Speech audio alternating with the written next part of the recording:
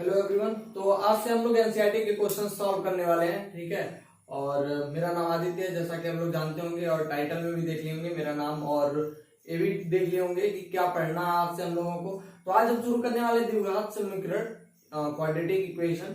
और प्लीज एक आप लोग का कंप्लेन नहीं आना चाहिए कि हिंदी में है या फिर इंग्लिश में है, ठीक है। क्योंकि जो भी एनसीईआरटी के क्वेश्चन होते हैं, जस्ट मतलब अगर इंग्लिश की बात करें यानी कि सीबीएसई बोर्ड की बात करें तो इंग्लिश में कन्वर्ट होते हैं, और हिंदी मतलब यूपी बोर्ड की बात करें तो हिंदी में होते हैं। बस वर्जन उसका चेंज होता है, क्वेश्चन सेम वही होता है, और नंबरिंग भी जो होता है वो भी सेम ही होता है। तो इसका कंप्लेन नहीं आना चाहिए आप लोगों से। और प्लीज जो भी प्रॉब्लम्स हैं प्लीज हमें कमेंट करके बताइए। और अभी इस वीडियो से मेरा ये टारगेट रहेगा कि मैं एक एक क्वेश्चन को अलग अलग वीडियो में शूट करके आप लोग को प्रोवाइड कराऊं। क्योंकि एक वीडियो में अगर एक क्वेश्चन है तो आपको जो भी क्वेश्चन मतलब ऐसा कोई क्वेश्चन ऐसा है जो आपको नहीं आ रहा है, मान लेते हैं पूरा क्वेश्चन मैं सॉल्व करके द्विघात समीकरण का दे देता हूं, यानी कि क्वाड्रेटिक इक्वेशन का पूरा सॉल्व करके दे देता हूं, ठीक है। अगर एक ही लेक्चर में करके दे दिया तो कुछ क्वेश्चन ऐसे भी होते हैं जो ऐसा लगता है कि हो जाएगा, तो टीचर्स क्या करते हैं उसको स्किप करके आगे चले जाते हैं, ठीक है। तो मेरा सोचना यह है कि मैं सारे क्वेश्चंस को एग्जांपल प्लस क्वेश्चन सारे क्वेश्चंस को सॉल्व करूं, और एक एक अलग अलग लेक्चर में एक एक वीडियो में करके एक एक क्वेश्चन को प्रोवाइड कराऊं। इससे होगा क्या, इससे फायदा क्या है कि एक क्वेश्चन अगर मैं जैसे थंबनेल में अगर मैं लिख के दे देता हूं आपको कि एग्जांपल नंबर फर्स्ट अगर इस लेक्चर में या फिर इस वीडियो में है, तो आप उसी वीडियो को पर्टिकुलर वीडियो को खोलेंगे और उसी वीडियो से आप एग्जांपल नंबर 1 को सीख सकते हैं, किसी भी चैप्टर का कह सकते हैं इसे, ठीक है। तो वहां से आप जाके सीख सकते हैं। इसलिए मैं अलग अलग करके एक एक क्वेश्चन को बताने वाला हूं, ठीक है। और प्लीज कमेंट करके बताइएगा अगर कोई भी प्रॉब्लम आती है, ऐसा कुछ भी इशू आता है कि नहीं समझ में आया, या फिर शॉर्ट हो जा रहा है वीडियो, या फिर कुछ भी जो भी प्रॉब्लम्स हैं, ऑडिबिलिटी या फिर विजिबिलिटी या फिर कुछ भी, ठीक है। कोई भी प्रॉब्लम है तो प्लीज हमें कमेंट सेक्शन में जाके कमेंट करके बताएं। और प्लीज लाइक कर दीजिएगा वीडियो को अगर पसंद आए तो, और प्लीज फ्रेंड लोगों में भी शेयर कर दीजिएगा, क्योंकि जहां तक मुझे पता है क्लास 10th वालों के लिए यूजफुल होने वाला है ये वीडियो। या फिर ये ऐसे कह सकते हैं, जितना भी मैं भी इसके बाद वीडियो बनाने वाला हूँ एनसीईआरटी से रिलेटेड, एनसीईआरटी क्वेश्चंस को जो भी मैं मतलब इसमें पुटअप करने वाला हूँ वीडियोस में, तो वो तो जो होगा हेल्पफुल होगा, ठीक है। क्लास 10th के लिए, यूपी बोर्ड और सीबीएसई बोर्ड के लिए मोस्ट, ठीक है, मोस्ट इंपॉर्टेंट ये सब वीडियोस होंगे आज से। और आज शुरू करने वाले हैं द्विघात समीकरण, क्वाड्रेटिक इक्वेशन। चलिए उसके बारे में थोड़ा सा कुछ जान लेते हैं। जैसा कि आप लोगों ने थंबनेल में देखा होगा कि intro part plus example number 1 इसमें इंक्लूड है इस वीडियो में। चलिए तो बताते हैं द्विघात समीकरण। द्विघात समीकरण आज यही चैप्टर शुरू करने वाले हैं, ठीक है। इंग्लिश में कहते हैं क्वाड्रेटिक इक्वेशन, क्वाड्रेटिक इक्वेशन,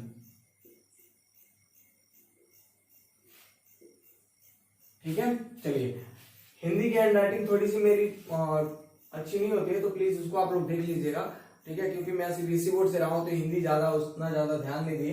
तो चलिए शुरू करते हैं एग्जांपल नंबर 1 से, या फिर पहले जान लेते हैं क्वाड्रेटिक इक्वेशन होता क्या है, यानी कि द्विघात समीकरण होते क्या है। द्विघात समीकरण का मतलब ये होता है उसकी डिग्री, यानी कि उच्चतम घात, जो मतलब जो उसका सबसे ज्यादा जो घात हो उस समीकरण का 2 होना चाहिए। जैसे एक जनरल फॉर्मूला होता है, जनरल ऐसे कर सकते हैं, जनरल इक्वेशन ऑफ द्विघात समीकरण मतलब ऑफ क्वाड्रेटिक इक्वेशन, यानी कि द्विघात समीकरण का जनरल इक्वेशन यानी कि सामान्य समीकरण कह सकते हैं। एक होता है ax² plus bx plus c, इसको कहते हैं general equation of quadratic equation, या फिर ऐसे कह सकते हैं द्विघात समीकरण का सामान्य समीकरण कह सकते हैं, ठीक है। ऐसे होता है। और एक और भी और लिख सकते हैं ऐसे ax² plus b is equal to 0 भी लिख सकते हैं, और ऐसे भी लिख सकते हैं plus c is equal to 0 भी लिख सकते हैं, ठीक है। तो ये तीनों द्विघात समीकरण है। क्यों द्विघात है? जैसा कि हमने बताया कि उच्चतम घात इसके 2 होने चाहिए, यानी कि उच्चतम जो पावर होना चाहिए, घात होना चाहिए, ठीक है। डिग्री जो होनी चाहिए वो कितनी होनी चाहिए? 2 होनी चाहिए। तो यहाँ देखें 2 है भाई, इसके जो पावर्स हैं, हाईएस्ट पावर जो है इसके 2 हैं, तो क्या हुए? द्विघात समीकरण हुए, ठीक है। चलिए आगे चलते हैं एग्जाम्पल नंबर 1 के पीछे, इसको रब कर ले रहे हैं। चलिए ध्यान से क्वेश्चन को देखिएगा, ध्यान से सुनिएगा, और जिसके पास बुक है वो क्वेश्चन बुक से देख सकता है, कोई दिक्कत तो है नहीं। एग्जाम्पल नंबर 1 का, और एग्जाम्पल नंबर 1 में 2 सब पार्ट्स हैं, और ये भी पता आप लोग को होगा कि चैप्टर नंबर 4 है एनसीईआरटी से, चाहे वो सीबीएसई बोर्ड का हो, यानी कि चाहे वो हिंदी में हो या फिर इंग्लिश में हो, दोनों वर्जन में चैप्टर नंबर 4 है ये, ठीक है। क्वाड्रेटिक इक्वेशन कह सकते हैं या फिर द्विघात समीकरण।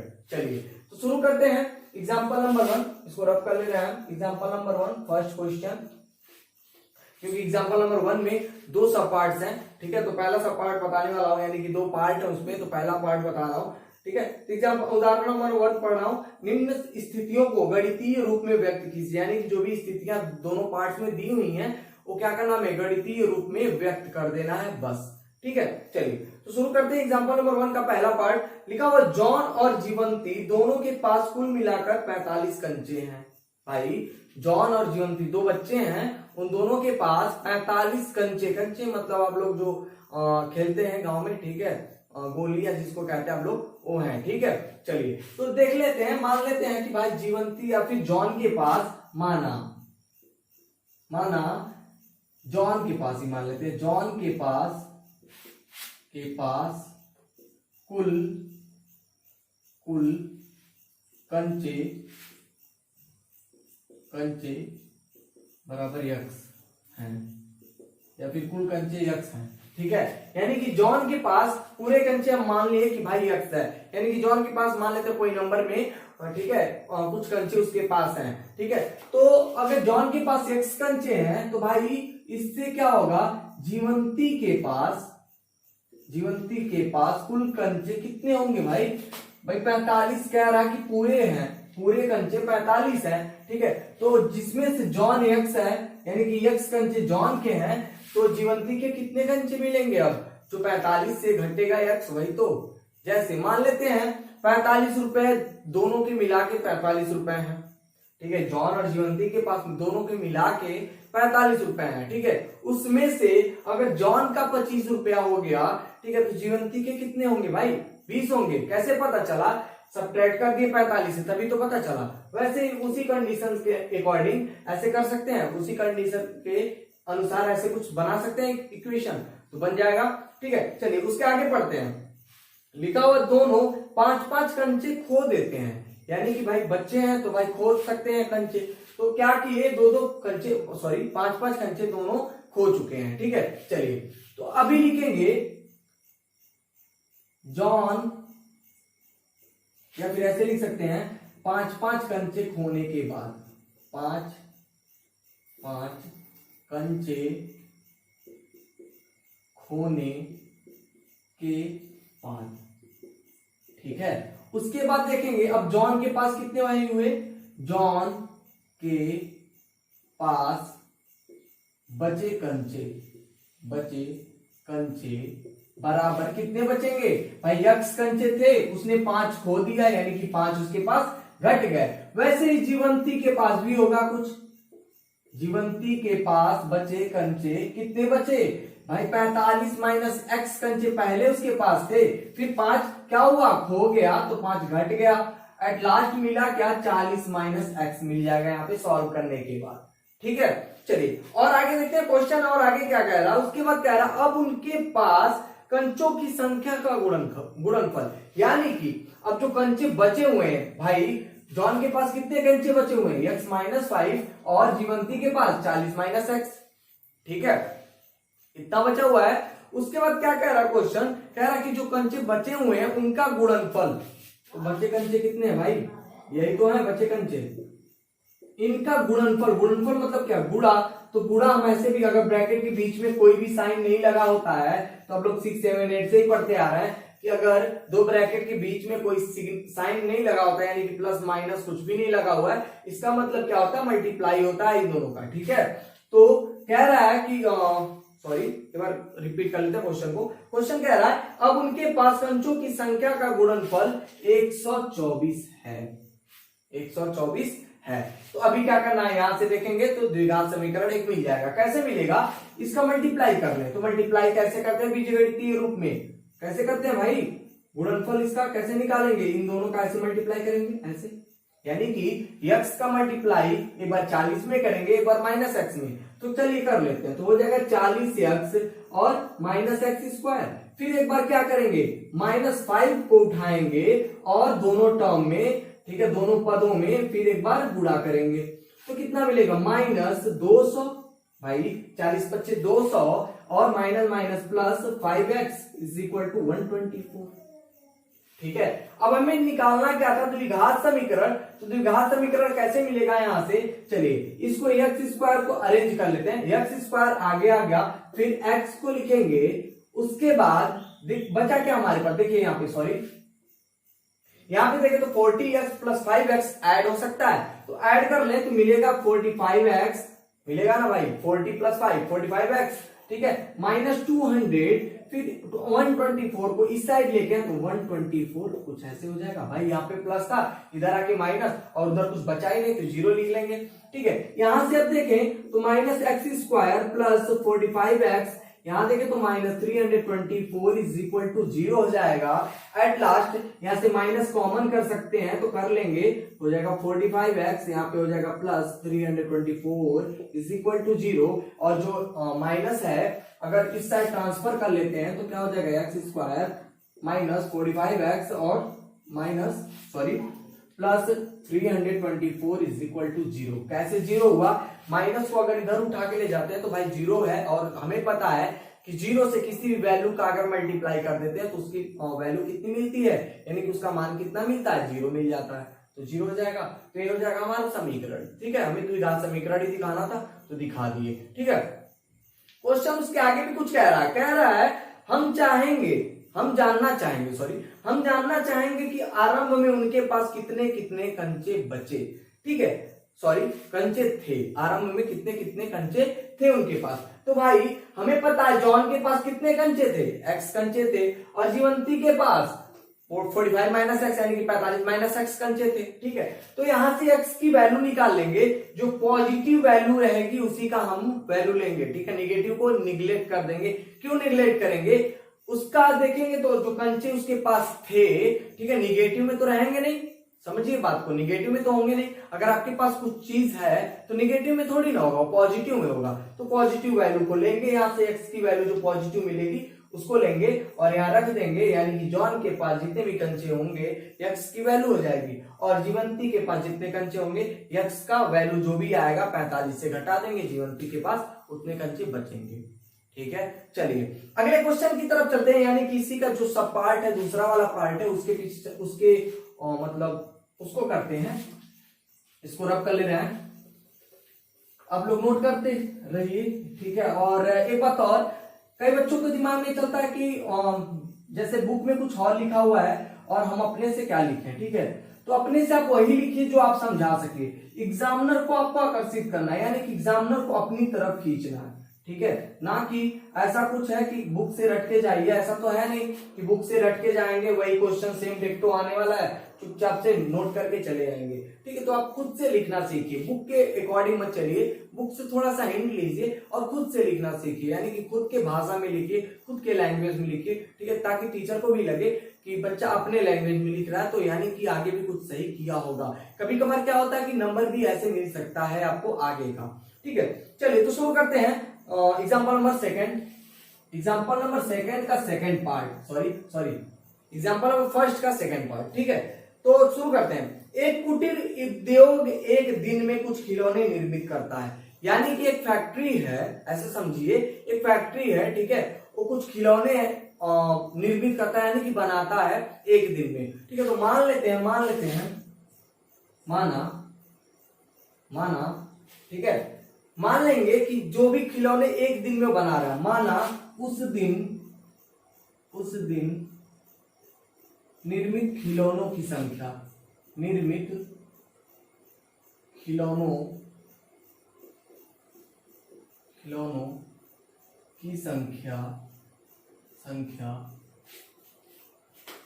संख्या यक्स है। क्या है? यक्स है। ठीक है, यानी कि मान लेते हैं यक्स संख्या, मतलब यक्स खिलौने उन्होंने बनाए, यानी कि कुछ खिलौने उन्होंने मतलब उस फैक्ट्री ने बनाए। ठीक है, उसके बाद क्वेश्चन पढ़ते हैं आगे, क्या कह रहा है, प्रत्येक खिलौनों का मूल्य, ध्यान से समझिएगा, यहाँ पे थोड़ा सा ट्विस्ट हो गया है। कह रहा प्रत्येक खिलौने का मूल्य 45 में से एक दिन में निर्माण किए गए खिलौनों की संख्या को घटाने के बराबर है। ठीक है, समझ में आई बात। यानी कि यहां से देखें, अगर उस दिन मान सकते हैं उस दिन निर्मित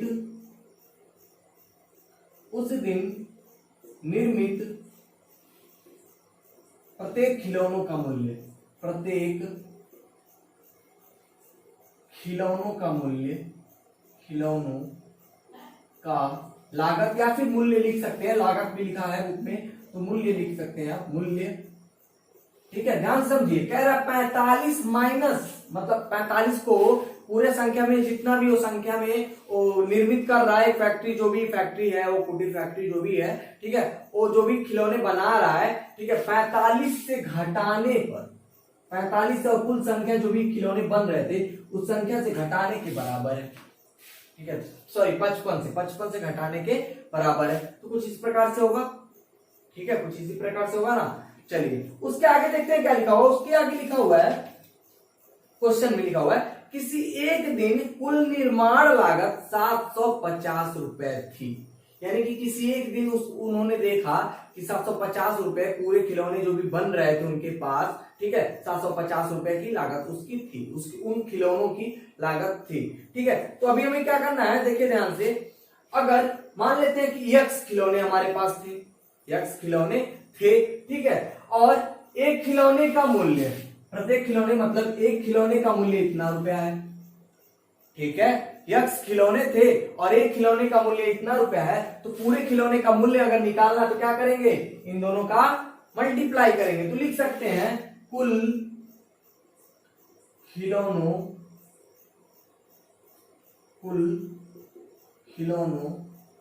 का मूल्य, कुल खिलौनों का मूल्य बराबर क्या हो जाएगा, जो पहले खिलौना था मतलब जो संख्या थी खिलौने की, और मल्टीप्लाई कर देंगे इससे। भाई मल्टीप्लाई पता है कि इन दोनों के बीच में अगर कोई साइन है तो मल्टीप्लाई है, ध्यान रखिएगा। ठीक है, आप लोग क्लास 10 में पहुंच चुके हैं। ठीक है, तो कुल खिलौने का मूल्य एक दिन उन्होंने नोटिस किया कितना था, 750 रुपए था, यानी कि इसके बराबर था, कुछ इस प्रकार से।